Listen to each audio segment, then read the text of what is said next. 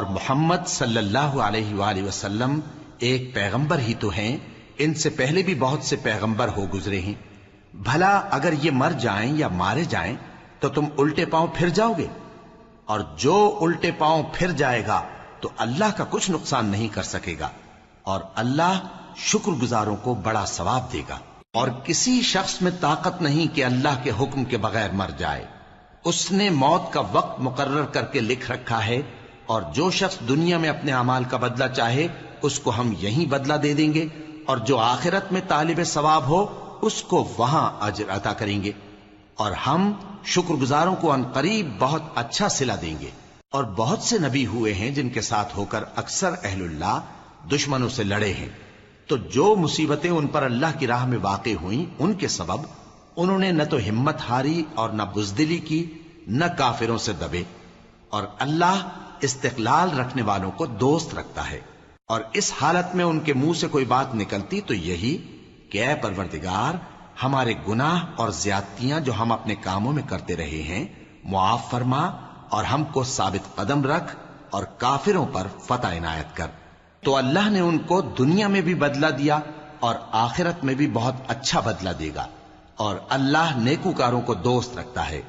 مومنو، اگر تم کافروں کا کہا مان لوگے تو وہ تم کو الٹے پاؤں پھیر کر مرتد کر دیں گے، پھر تم بڑے خسارے میں پڑ جاؤ گے۔ یہ تمہارے مددگار نہیں ہیں بلکہ اللہ تمہارا مددگار ہے، اور وہ سب سے بہتر مددگار ہے۔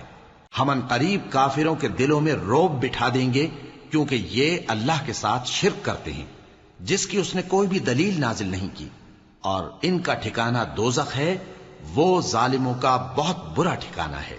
اور اللہ نے تم سے اپنا وعدہ سچا کر دیا، یعنی اس وقت جب کہ تم کافروں کو اس کے حکم سے قتل کر رہے تھے، یہاں تک کہ جو تم چاہتے تھے اللہ نے تم کو دکھا دیا۔ اس کے بعد تم نے ہمت ہار دی اور پیغمبر کے حکم کی تعمیل میں جھگڑا کرنے لگے، اور تم نے اس کی نافرمانی کی۔ بعض تو تم میں سے دنیا کے طلبگار تھے اور بعض آخرت کے طالب۔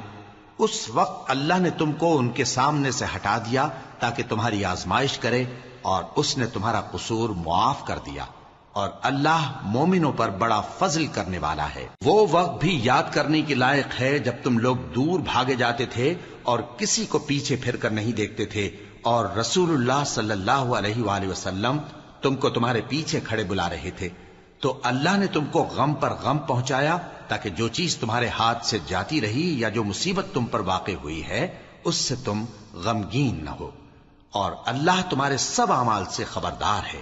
پھر اللہ نے اس پریشانی کے بعد تم پر تسلی نازل فرمائی، یعنی نیند، کہ تم میں سے ایک جماعت پر طاری ہو گئی، اور کچھ لوگ جن کو جان کے لالے پڑ رہے تھے اللہ کے بارے میں ناحق ایام کفر کے سے گمان کرتے تھے، اور کہتے تھے بھلا ہمارے اختیار کی کچھ بات ہے؟ تم کہہ دو کہ بے شک سب باتیں اللہ ہی کے اختیار میں ہیں۔ یہ لوگ بہت سی باتیں دلوں میں مخفی رکھتے ہیں جو تم پر ظاہر نہیں کرتے تھے۔ کہتے تھے کہ ہمارے بس کی بات ہوتی تو ہم یہاں قتل ہی نہ کیے جاتے۔ کہہ دو کہ اگر تم اپنے گھروں میں بھی ہوتے تو جن کی تقدیر میں مارا جانا لکھا تھا وہ اپنی اپنی قتل گاہوں کی طرف ضرور نکل آتے۔